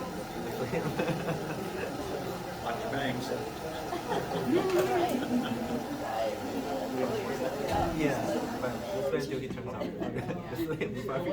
Oh, my bad. Yeah. Now you can put it in there to pull it off. You want to get both sides. You can hear that sizzle. Alright, so which species do you want? Oh, what are they? Lion's mane, pink oyster, And take the top off. Take position on your hand. It's the right one. Grab it in your hand, and then you put that out a triangle. No, it's the left side. Out. You right-handed? Yes. So put it on your right side of the rack. Grab the straight plate right here. Yeah, if you want to get underneath and kind of pop it up. Yeah, left side. Yeah, there you go. Transfer Transfer it into your dish. Put the tops back on. Grab the scalpel. Really don't. You can just grab the plastic. Slide it through. Yeah. Just hold it around. I can pull it out of here now. Yeah, I got some good loot with that bag, so I figured I'd let everybody go first. Yeah. Yeah, these are, Who else wants to go? Anybody else? Just put it Got inside. everybody Just get it up. okay, so this Hold on to it. Grab the lid of that transfer. Your left hand. What are the Lift it up and hold on to it. Lion's mane, pink It's cool. You oyster, just and got plastic. it down there. still have that. That's the most So, how long can I leave that in agar and not worry about it eating into the plastic, into the plastic bag? That's what I was like, how fast will it eat my plastic? I really don't think it would consume the agar, the petri dish itself. Okay. It'd probably have to fruit first to do that, or would mycelium do it? You know what, I have yet to grow it myself, so I can't speak from experience, but I would imagine that it would need some sort of preparation for the plastic to become susceptible. What kind of substrate does that take to grow? Oh, very smart. For which one? The plastic one, yeah. Well, you can use variations. I know, because I need to see it. Basically the one that you're using. Okay, that makes sense. Yeah, anytime, Smith. Put this gobble down. Thank you very much. You have the Alright, yeah, let's go ahead and get this right. Wrap it around the middle twice.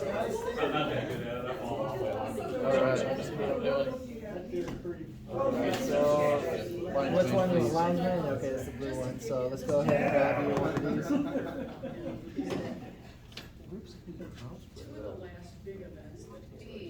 Alright, yeah, so take the top off to it. That's it. Alright. Just label it. Take the top off, grab the scalpel.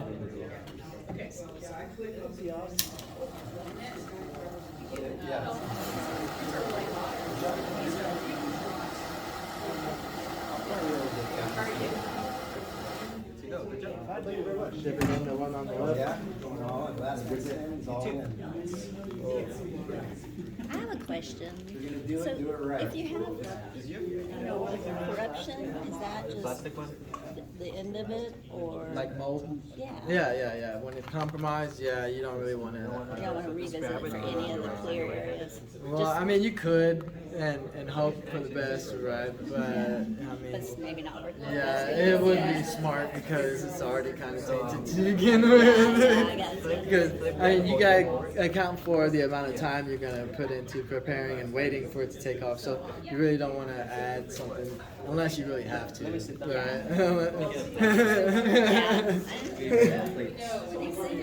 If you have the option to put the fresh stuff, then I would definitely go with that. Go that direction. Yeah, you put it down and grab your plastic. So no more lecture, we're done? Yeah, we're done for today. Well, thank you very much. Hey, I appreciate you for coming by. Yeah, I'll definitely come back. Yeah, right.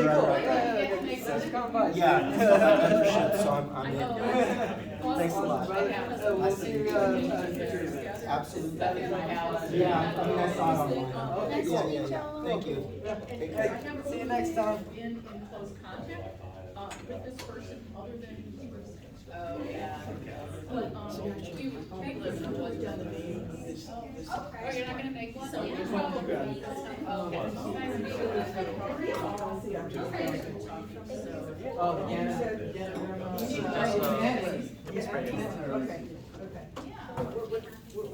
Okay, well, you don't mind writing down. So, unwrap that messable cake. It's great to see you all. Yeah, thanks for being this way. Thank you so much. Yeah, no problem.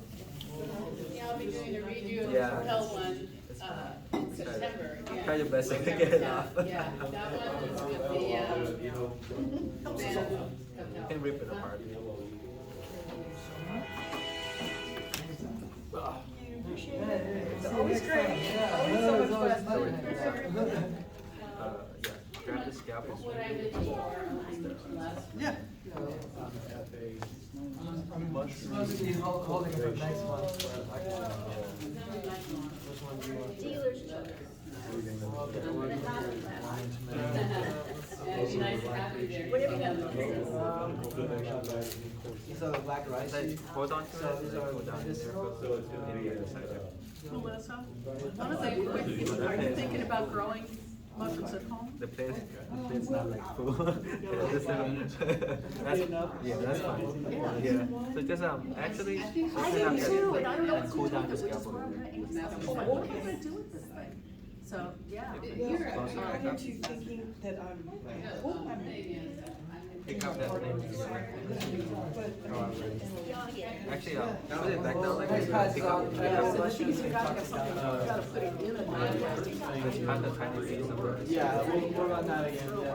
So, you know, they were talking about putting it in like swimming pools and things like that. I mean, you know, we don't have one of those, so it's like, how do you, so what are we supposed to do with this? Yeah, just do half. You know, I'll really ask them how they use it there, because Stab it. but in the meantime, Put that. Someone start there. Flying or riding. Yeah. Or riding that. Put it. Right, everything's up. Put it like on the edge of recommended one of it. our mycologists best, but he didn't get it. It's up to you. It doesn't matter. It's gonna clamp down. Just a So few resources. there's no reason to. But I think there's No, no. never. Yes, Southwest mushroom. I did it. Just put my And I scalpel looked up down. the ones that there were everything. SH. Oh, plastic, yeah.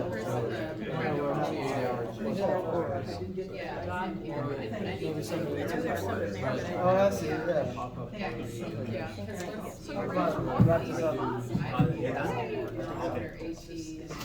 Well, if you're not, if you haven't signed up for the October thing, think about that, because it's good.